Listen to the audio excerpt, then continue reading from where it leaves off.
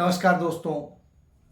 धर्म, तानाशाही और झूठ के बूते सत्ता स्थापित करने का खेल चल रहा है। खेल चल रहा है आपके मानसिक शोषण के जरिए।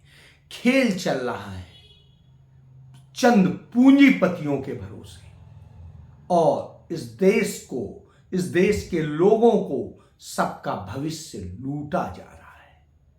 और ये लुटेरे कोई और नहीं, हमारे आपके बीच के वो लोग हैं जो धर्म के नाम का डंका बजाते हैं, जो खुद को विश्व गुरु कहते हैं। वो लोग हैं धर्म के नाम पे, धर्म के नाम की राजनीति पर आपका सब कुछ छीना जा रहा है, आपको बर्बाद किया जा रहा है। बावजूद इसके आप समझ नहीं पाते तो तकलीफ होती है। आज राजस्थान में एक रैली के दौरान प्रियंका गांधी ने एक किस्सा बताया कि वो उत्तर प्रदेश के चुनाव में एक गांव में गई, एक महिला के घर गई। उसके घर में खाने को नहीं था, भुखमरी सी स्थिति थी और तमाम सारी परेशानियां थी। इन सारी परेशानियों के बीच उन्होंने उससे बात की तो उसने बताया, दीदी कोई नौकरी नहीं है, किसी के पास कोई रोजगार नहीं है, खाने के लिए भी अनाज बड़ी मुश्किल से जुटता है और तमाम सारी समस्याएं बताई। उन्होंने बताया कि कैसे कैसे क्या क्या कष्ट था। लेकिन इसके बावजूद जब उन्होंने कहा तो वोट किसको दोगे, तो उनका वोट तो बीजेपी को देंगे। क्यों? क्योंकि वो धर्म की बात करते हैं। मैं एक महिला के घर में गई थी, उत्तर प्रदेश में जब काम कर रही थी। धीरज सर, तुम भी मेरे साथ थे। मैंने उस महिला के घर में देखा बिजली नहीं है। पूछा पानी आता है, कहती है नहीं आता। खाने को है, कहती है रोजगार ही नहीं है। दीदी क्या करें, छोटा मोटा जुगाड़ कर देती हूँ, उससे जितनी कमाई हो जाती है। सड़क तो खराब थी, हम उस सड़क से आए थे। तो मैंने उस महिला से पूछा, दीदी वोट किसको दोगी? कहती है वोट तो हमारा इन्हीं को जाएगा। तो मैंने कहा क्यों? मुझे कहा कि क्या है ना दीदी, धर्म की बातें बहुत अच्छी करते हैं। तो मैंने कहा अच्छा, नलके में पानी नहीं है, सड़क तुम्हारी टूटी पड़ी हुई है, बिजली तुम्हें मिल नहीं रही है, कमा तुम रही नहीं हो, तुम्हारे बच्चे बड़े होंगे, रोजगार मिल नहीं रहा है कहीं किसी को, तुम कह रही हो कि पाठशाला भी नहीं भेज पा रही हो, फिर भी तुम इनको वोट दोगी? तो मुझे ताज्जुब हुआ। उसने कहा दीदी देखो धर्म की बात है। बड़ी अजीब सी स्थिति है। कौन सा धर्म? बस धर्म। धर्म को क्या जानते हो? नहीं जानते, लेकिन धर्म। वो राम मंदिर बनवाएंगे। तो साहब, इस नाम पर कैसे शोषण होता है आपका, और आप शिकार होते हैं। अपना तो जीवन बर्बाद ही करते हैं, अपनी आने वाली पीढ़ियों की भी जिंदगी बर्बाद करते हैं। यह एक सत्य है। यदि आप इस सत्य को देखेंगे तो दुनिया के इतिहास को आप देखिए। जब दुनिया एक संचालित रूप से आ गई, सिविलाइज्ड हुई, तो उसके बाद में बौद्धिकता से बात होती थी। अरस्तु की बात, प्लूटो की बात और सुकरात की बात, इस तरह के तमाम सारे विद्वान आए। हमारे यहाँ भी तमाम वेदांग और दूसरे उसमें आए और लोगों को ज्ञान देने की बात होती थी। उनके जरिए सत्ता संचालित होती थी। लोगों को नागरिक जीवन या ग्रामीण जीवन, व्यवस्थित जीवन देने की बात होती थी। उस समय के जो कुटीर उद्योग होते थे या कृषि उद्योग होता था, पशुपालन होता था, वो सब अच्छे से चलता था। उन्हीं को ईश्वर मानते थे कि सूर्य देता है इसलिए सूर्य हमारा भगवान है, चंद्रमा भगवान है, ये भगवान है, इस तरह से होता था। लेकिन कालांतर में धर्म की सत्ता स्थापित करने का खेल चला, और वो खेल शुरू होता है कहां से? ईसाइयत से। ईसाइयत ने अपनी सत्ता, चर्च की सत्ता स्थापित हुई। चर्च ने वो करना शुरू किया। भारत में नहीं हुआ था। भारत में बौद्ध थे, लेकिन बौद्धों ने ये नहीं किया कि गैर बौद्धों को मार डालें। वहां पर जैनिज्म हुए, लेकिन जैनिज्म ने किसी को मारने का काम नहीं किया। सनातन धर्मी जिन्हें आज आप कहते हैं या हिंदू धर्म का कहते हैं, वो ब्राह्मण धर्म कहलाता था। उन्होंने कभी किसी को मारने का काम नहीं किया। सब आपस में मिलकर रहते थे, अपने अपने ढंग से, अपने अपने धर्म के हिसाब से करते थे। लेकिन सत्ता उसकी नहीं थी। सत्ता व्यवस्था की थी। लेकिन जब चर्च से ये शुरू हुआ तो उसके बाद में इस्लाम आया। इस्लाम में भी इसी तरह से सत्ता स्थापित हुई, इस्लामिक सत्ता, और इसी तरह से सत्ताएं स्थापित होती चली गई और उसके सापेक्ष में दूसरे भी थोड़ा कट्टर होते चले गए। बहरहाल उतना नहीं थे, समाहित करने की भावना थी। नतीजतन आप देखिए लोगों की समस्याएं बढ़ी और उसके बाद में तमाम तरह की चीजें हुई जो सवाल उठाते मार दिए जाते। इस तरह के हालात थे। फिर क्या होना था? फिर उसके बाद में दौर आया, वैज्ञानिक दौर आया, वैज्ञानिक बातें होने लगी, उनके हिसाब से चलने लगा, सवाल उठने लगे और धर्म की सत्ता कमजोर हुई और वैज्ञानिकता हावी हुई। चीजें आई, सबका साइंस समझा जाने लगा, शोध हुए, विद्वत्ता आई। उसके बाद में तमाम तरह के आक्रांताओं और सबने अपने अपने ढंग से शुरू किया, जो धर्म के या दूसरे नाम से बढ़ के जाके दूसरी जगह उन्होंने वही काम शुरू किया। और उसके बाद तो इस तरह का क्रम चला। फिर एक दौर आया जब लोकतंत्र की बात होने लगी, दूसरी और बात होने लगी, और उस दौर के जो तमाम सारे लोग दुनिया के नाम लिए जाते हैं, उनमें हमारे महात्मा गांधी हैं, पंडित जवाहरलाल नेहरू हैं, उस तरह के लोगों में आए जिन्होंने पूरी तरीके से लोकतंत्र की बात की, समाजवाद की बात की, स्वराज की बात की, और वह सत्ता स्थापित होना शुरू हुई पूरी दुनिया में। और इसके इन पुरोधाओं से जाएं, इसके पहले बात करेंगे जो धर्म के नाम की राजनीति कहते हैं, वो कैसे धर्म के नाम पर खेला जाता है। इसका एक उदाहरण देखिए। 1700 की शताब्दी के दौर में जब मुगल सत्ता कमजोर पड़ रही थी, और मुगल सत्ता पे भी एक मिनट बात कर लेते हैं। मुगल सत्ता जब आई तो आप देखिए बाबर किससे लड़ करके यहां सत्ता स्थापित करता है? इब्राहिम लोदी से। इब्राहिम लोदी कौन था? मुसलमान था, वो किसी राजपूत राजा से लड़के नहीं आया था। और यदि 712 की बात करेंगे तो तब मोहम्मद बिन कासिम आया था, तो वो राजा अधीर से लड़ा था और वो उसको लेकर के आए थे तत्कालीन राजपूत राजा, कि जिससे उसको खत्म किया जाए और अपनी सत्ता स्थापित की जाए। यानी किस तरह से सत्ता का कोई चरित्र नहीं होता, कोई धर्म नहीं होता है, और वही हुआ था। उन्होंने अपनी सत्ता स्थापित कराने, मजबूत कराने के लिए मुस्लिम आक्रांता को भारत का रास्ता दिखाया, और वो आया और उसके बाद फिर आना शुरू हो गया। तो यह हुआ। बहरहाल राजपूतानाओं में लड़ाई थी, कभी कोई किसी आक्रांता को, मुस्लिम आक्रांता को आमंत्रित करता था, कभी किसी को करता था, और इस तरह से क्रम चला। मोहम्मद गोरी आया, उसने लूटा पाटा और सब कुछ किया और अपने गुलाम को यहां का राजा बनाकर चला गया, और उसके बाद गुलामों ने राज किया। गुलामों के बाद में, गुलाम वंश के बाद में फिर दूसरे खिलजी वंश आया, तुगलक वंश आया, और दूसरे तमाम सारे वंश आए, लोधी वंश आए, और ये आए। और इसके बीच में एक बार सिर्फ एक हिंदू राजा आया, तो उसे इन सब ने मिलकर के खत्म कराया। यह सत्ता का चरित्र होता है।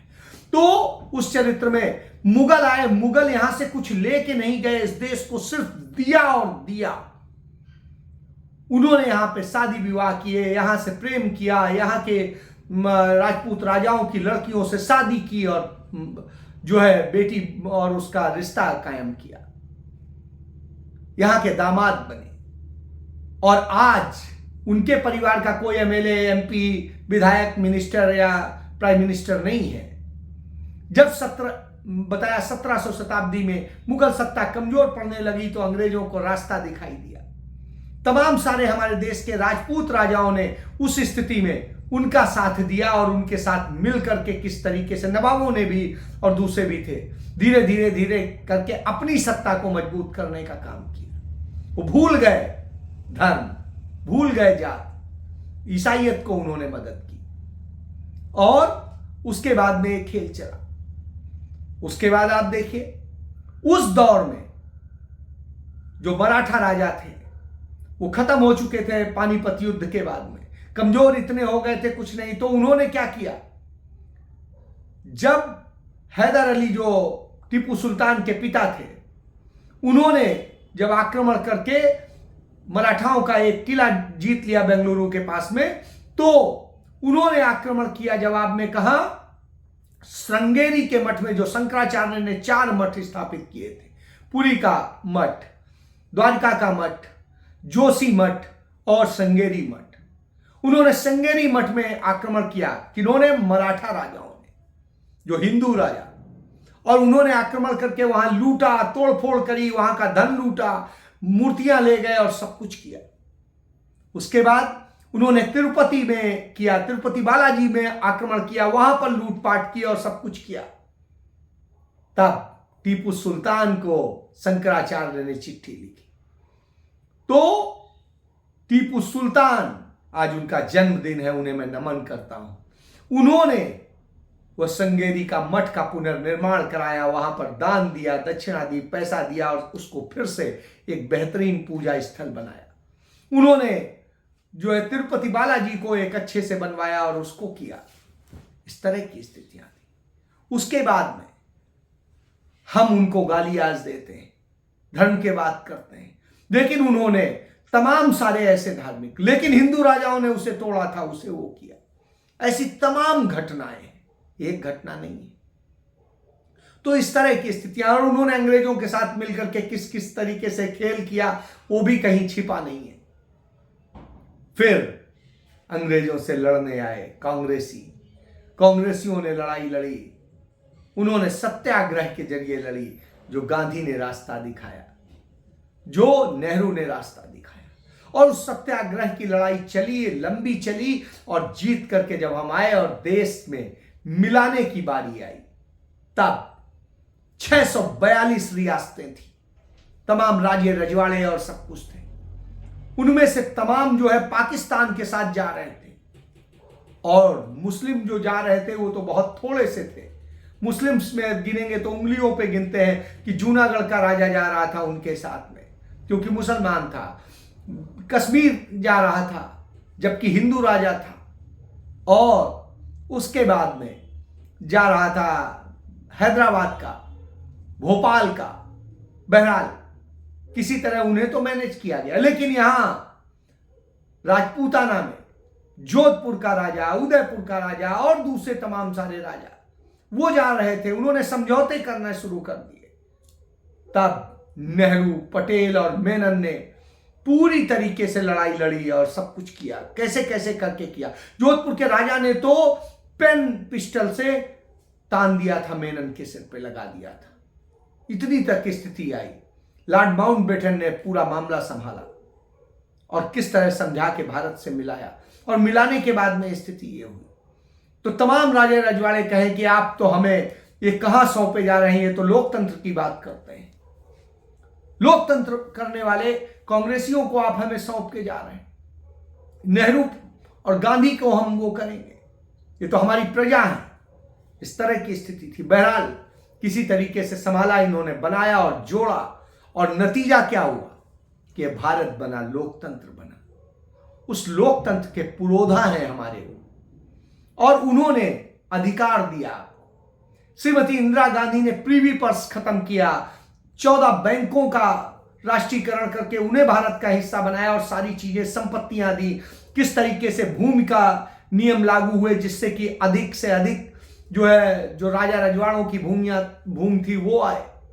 जैसे अय्यास राजा, पटियाला के राजा और दूसरे ऐसे राजा थे, उन सब राजाओं के ये सिंधिया और ये सारे जितने गद्दार राजा थे, इन सब को किस तरीके से कंट्रोल किया, किस तरीके से उनकी जमीनें और दूसरी चीजें लेके भारत सरकार की, आपकी जमीनें बनाई।